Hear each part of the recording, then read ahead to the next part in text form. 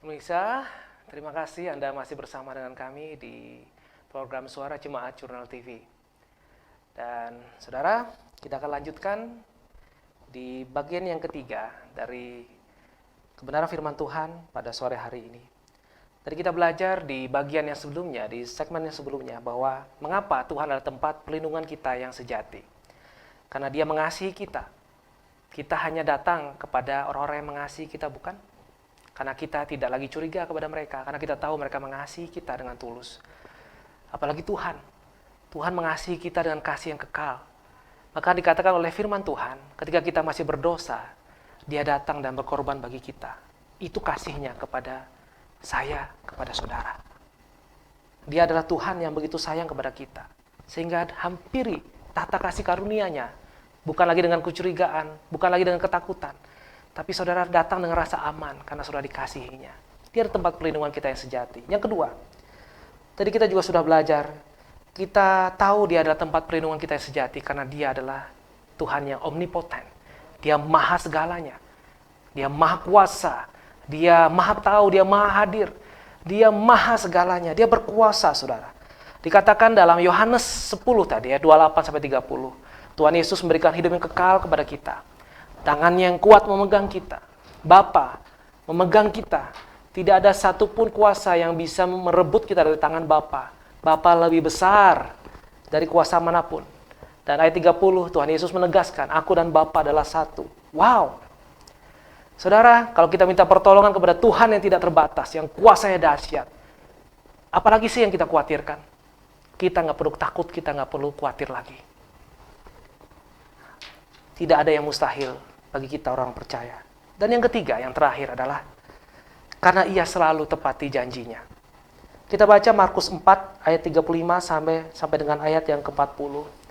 Peristiwa ini peristiwa yang sangat familiar. Saudara pasti tahu persis cerita ini dari dulu sekolah minggu dan juga sering mendengarkan khotbah dari peristiwa ini. Saya akan bacakan sekali lagi. Hari itu, ketika hampir malam, Yesus berkata, "Mari kita pergi ke seberang." Setelah menyuruh orang banyak itu pulang, para murid yang berada dalam perahu itu membawa Yesus berlayar, dan perahu-perahu kecil lainnya pun menyertainya. Lalu terjadilah badai angin yang dahsyat. Gelombang menghantam perahu itu sehingga perahu itu penuh dengan air. Yesus ada di buritan sedang tidur memakai bantal. Mereka membangunkan Dia dan berkata, "Guru, apakah engkau tidak peduli kita celaka?" Dia pun bangun dan menghardik angin itu, katanya, "Diam, tenanglah." Maka angin itu menjadi reda dan sangat teduh. Lalu Dia berkata, "Mengapa kamu takut? Mengapa kamu tidak percaya?" Saudara, Tuhan Yesus selalu tepati janjinya. Dia Tuhan yang tidak pernah ingkar janji. Dan dikatakan dalam ayat 35, apa dikatakan oleh Tuhan Yesus kepada murid-muridnya? Mari kita pergi ke seberang. Kata pergi dalam bahasa Gerikanya adalah dierhomai. Dierhomai itu artinya to pass over. Artinya melewati, menyeberang. Kemudian tadi kata pergi itulah dierhomai. Kata keseberang itu juga dalam bahasa Gerikanya adalah peran. Peran itu artinya on the other side. Jadi Tuhan Yesus menegaskan kepada murid-muridnya, ayo kita pergi ke seberang. Ayo kita melewati danau ini, apapun keadaannya, kita pasti akan tiba di seberang. Itu pernyataan Tuhan Yesus. Dan Tuhan tidak pernah ingkar janji. Tapi lihat saudara, dan ini pun kadang-kadang kita alami juga, dan kita lakukan juga. Kita tahu apa yang dikatakan firman Tuhan. Kita tahu Dia adalah tempat perlindungan yang sejati. Kita tahu Dia tidak pernah ingkar janji. Tapi seringkali ada riak-riak kecil dalam kehidupan kita. Atau mungkin ada gelombang besar. Di danau itu, meskipun itu danau, saudara, itu danau yang sangat luas sekali.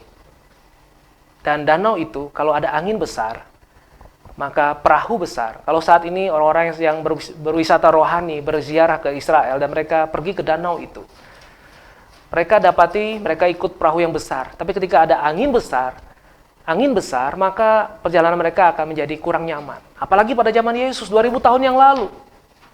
2000 tahun yang lalu, saya rasa perahu-perahu nelayan tidaklah sebesar zaman sekarang. Lihatlah, angin besar akan membuat mereka goyang. Dan Tuhan Yesus ada di buritan perahu karena itu tempat yang paling nyaman untuk tidur. Saudara yang biasa pergi naik perahu, atau naik speedboat, naik longboat, tahu bahwa yang paling enak itu ada di buritan. Paling enak, saudara. Karena gelombangnya tidak begitu terasa, karena bagian depannya akan menerjang gelombang. Tuhan Yesus tidur di bagian belakang. Murid-murid jadi khawatir dan berkata, Tuhan, apakah engkau tidak peduli kita celaka? Ayat 38. Mereka sempat curiga kepada Tuhan. Padahal mereka sudah mengikuti Yesus cukup lama. Mereka tahu bahwa firman-Nya, kata-katanya, ajaran-ajarannya itu adalah ajaran-ajaran yang penuh kuasa. Bahkan orang yang mendengar saat Yesus mengajar, mereka berkata, siapakah orang ini? Dia mengajar penuh dengan kuasa, penuh dengan urapan. Murid-murid tahu persis, mereka habiskan waktu 24 jam dalam sehari mengiringi Yesus. Tapi mereka berkata, Guru, apakah engkau ingin kami celaka? Yesus pun bangun, kemudian menghardik angin itu, diam dan tenanglah. Dan Tuhan Yesus menegur mereka, mengapa kamu takut? Mengapa kamu tidak percaya? Pemirsa, suara jemaat dari Jurnal TV, saudara mendengarkan siaran hari ini, saudara tidaklah kebetulan saudara sedang tune in dan memperhatikan kebenaran firman Tuhan ini. Saudara harus tahu, ketika Tuhan Yesus berjanji, dia pasti tepati. Jadikan dia tempat perlindungan saudara, karena dia sesungguhnya tempat perlindungan yang sejati. Jangan saudara lagi takut. Sekali lagi ada penuh ketidakpastian di luar sana. Tapi saudara di dalam Tuhan, saudara dan saya aman. Katakan, saya aman di dalam Tuhan. Saat Tuhan Yesus berkata, dia pasti membawa mereka ke seberang. Mereka pasti tiba di seberang dengan selamat. Dan saudara lihat bagaimana kelanjutan dari peristiwa itu.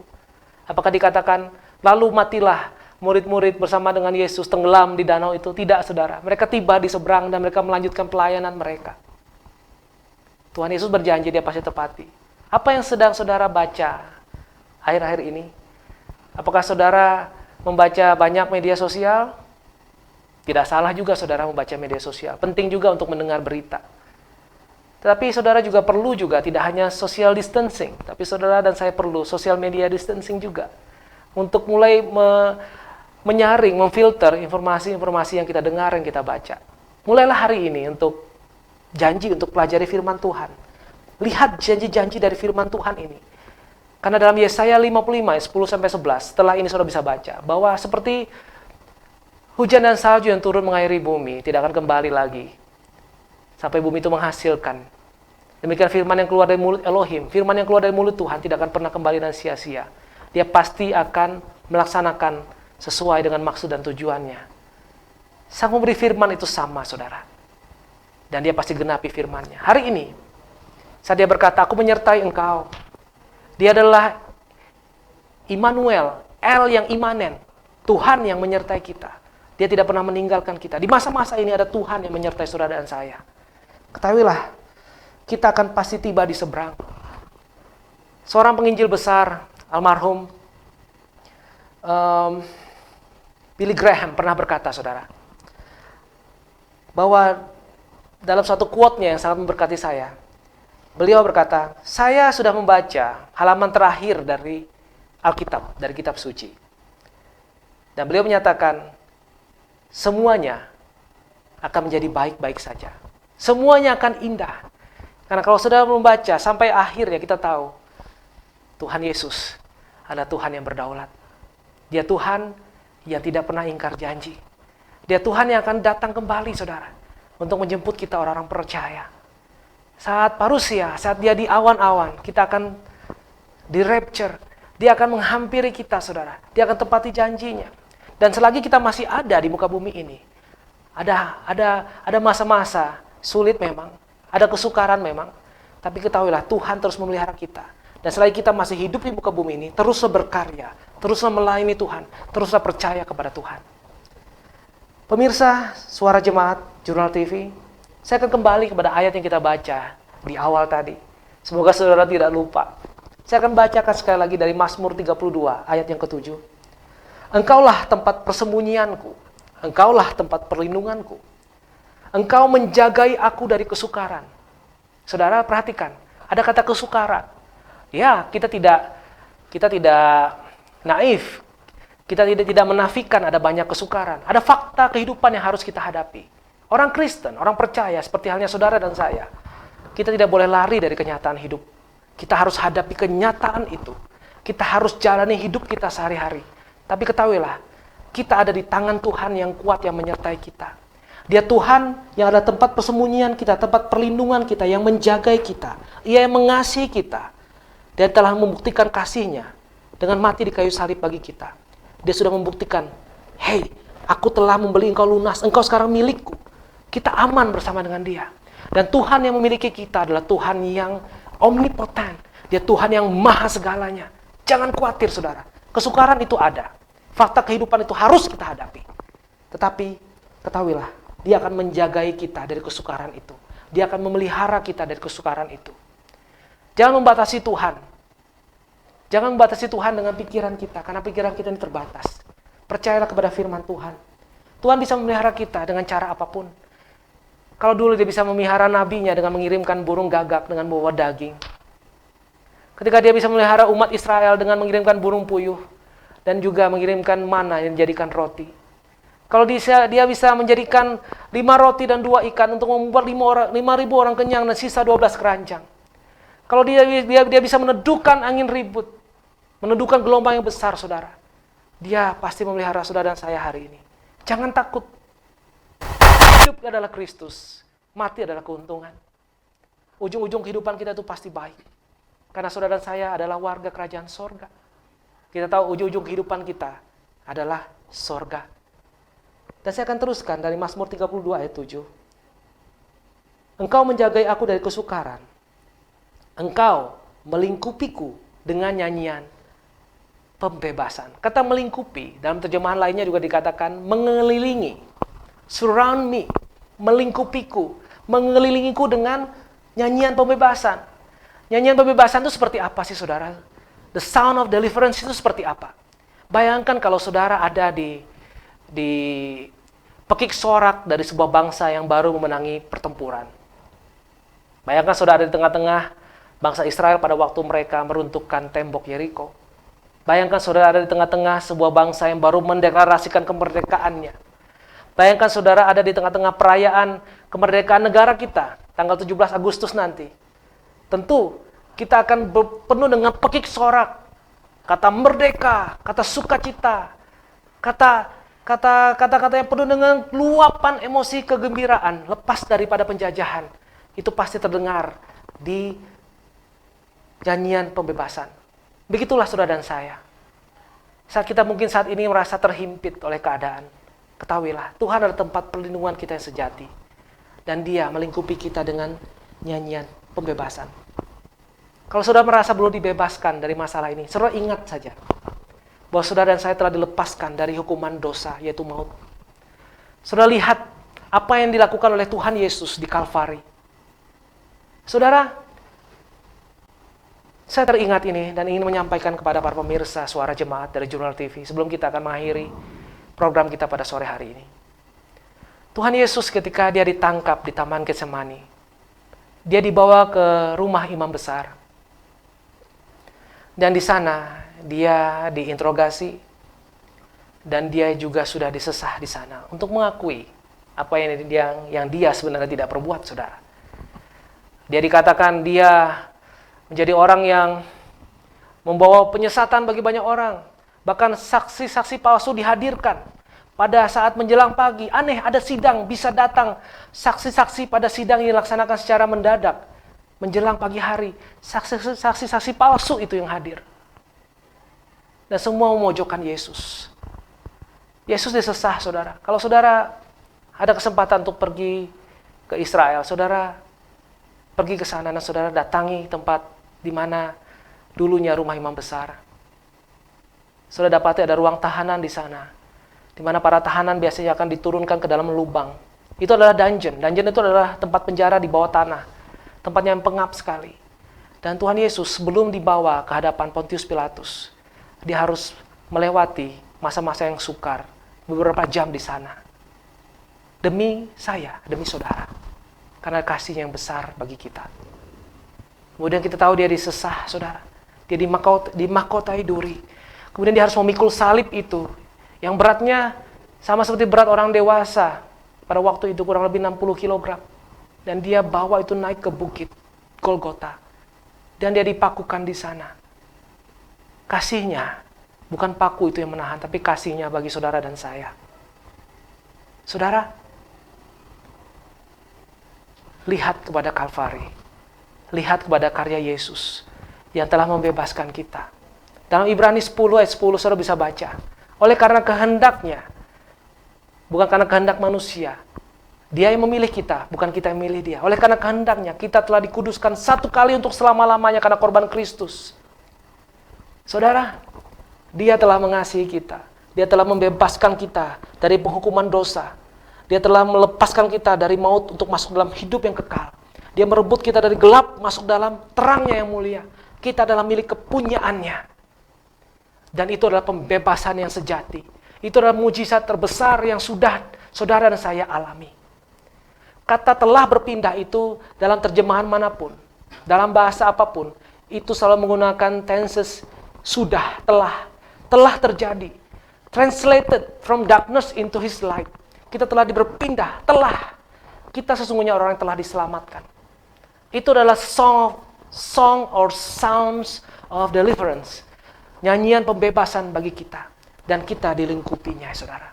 Hari ini, para pemirsa, Suara Jemaat Jurnal TV, Tuhan Yesuslah tempat perlindungan sejati kita. Dan pada sore hari ini, saya mengajak saudara, kalau saudara mendengar siaran ini, saudara merasakan dalam hati saudara, hey, kok saya damai sejahtera mendengar ini? Karena itu adalah kebenarannya. Kebenaran itu akan membebaskan saudara. Hari ini saya mengundang saudara. Kalau saudara belum pernah mengundang Yesus sebagai Tuhan dan Juru Selamat dalam kehidupanmu, saya ingin mengajak saudara berdoa terlebih dahulu doa ini. Sebelum kita berdoa syafaat bersama-sama. Saudara yang ingin mengundang Yesus masuk dalam kehidupanmu sebagai satu-satunya Tuhan dan Juru Selamat, ikuti doa ini, saya akan berdoa pelan-pelan. Tuhan Yesus, terima kasih untuk kebenaran firman-Mu. Aku percaya akan perbuatan-Mu, akan karya-Mu di kayu salib. Engkau telah menebus semua dosa dan pelanggaranku. Dan Engkau telah memindahkan aku dari maut masuk dalam hidup yang kekal. Terima kasih Tuhan Yesus, Engkau telah menebus aku menjadi milik kepunyaan-Mu. Dan hari ini, tanggal 17 Mei tahun 2020, aku mengundang Engkau Yesus untuk masuk dalam kehidupanku. Jadilah Tuhan dan Juru Selamat dalam hidupku satu-satunya. Aku adalah milik kepunyaan-Mu Tuhan Yesus. Engkau adalah tempat persembunyianku. Engkau adalah tempat perlindunganku. Amin. Dan kita akan berdoa syafaat bersama-sama. Bapa di sorga, pada sore hari ini, bersama seluruh pemirsa Suara Jemaat Jurnal TV, hamba-Mu berdoa bersepakat dengan mereka. Kami berdoa Tuhan untuk bangsa negara kami Indonesia yang begitu kami kasihi ini. Kami percaya bangsa kami akan lepas dari semua krisis ini Tuhan. Bangsa kami akan terlepas dari masa-masa sulit ini di dalam nama Tuhan Yesus. Kami bersepakat Tuhan dengan semua anak-anak Tuhan yang mendengarkan siaran pada sore hari ini. Tuhan, belas kasihan Tuhan atas Indonesia. Tuhan, kami minta hikmat Tuhan bagi para pemimpin kami, untuk Bapak Presiden, untuk Wakil Presiden, untuk para menteri, untuk aparat pemerintah dari pusat, dari sampai ke daerah, untuk gubernur, untuk wali kota, untuk jajarannya. Beri mereka hikmat dan tuntunan dari surga Tuhan Yesus, untuk membuat keputusan yang tepat, keputusan yang bijaksana. Terima kasih Tuhan, karena kemurahan-Mu Tuhan Yesus, bangsa ini pasti akan luput, pasti akan melewati. Engkau akan menjagai kami dari semua kesukaran ini. Dan semuanya akan berakhir dengan baik di dalam nama Tuhan Yesus. Kami akan kembali kepada kehidupan kami. Mungkin tidak seperti kehidupan kami yang lama. Karena Tuhan sesungguhnya sedang membawa kami ke level yang berikutnya. Ke level di mana kami seharusnya hidup. Di mana kami seharusnya menjadi orang-orang yang saling menghargai satu dengan yang lainnya. Kami menghargai waktu, kami menghargai sesama kami. Kami menjadi orang-orang yang lebih baik lagi. Ada berkat, ada kebaikan yang menanti kami. Dan kami tidak sabar untuk waktu itu Tuhan. Tapi kami tahu waktu Tuhan adalah waktu yang terbaik. Meski pada hari ini kami juga minta untuk segera Tuhan. Di dalam nama Tuhan Yesus kami lewati itu semua. Tuhan, kami berdoa juga untuk seluruh pemirsa Suara Jemaat pada sore hari ini. Apapun yang mereka hadapi, kesukaran, tantangan, mereka tahu Tuhanlah tempat persembunyian, Tuhanlah tempat perlindungan mereka. Karena Tuhanlah yang mengasihi mereka. Tuhan adalah Tuhan yang perkasa, Tuhan yang kuat. Dan Tuhan yang selalu tepat di janji-janjinya. Hari ini saudara, kalau saudara mengalami sakit pada bagian tubuhmu, saudara imani firman Tuhan ini. Ingat, dia selalu menepati janjinya. Firman Tuhan berkata dalam Yesaya 53, bahwa oleh bilur-bilurnya kita telah disembuhkan. Dan hari ini, oleh bilur-bilur Tuhan Yesus, saudara telah disembuhkan. Saudara bisa kirimkan kesaksian, saudara bisa bersaksi, saudara bisa sampaikan tentang mujizat yang saudara alami kepada kami. Terima kasih Bapa untuk kebaikan Tuhan yang kami alami. Kami akan terus berjalan dalam anugerah-Mu, dalam kasih setia-Mu. Di dalam nama Tuhan Yesus Kristus, kami berdoa dan mengucap syukur. Sama-sama katakan, amin. Pemirsa, Suara Jemaat Jurnal TV, kita akan berjumpa lagi minggu depan dalam program yang sama. Dan hanya di Jurnal TV. Tuhan Yesus memberkati.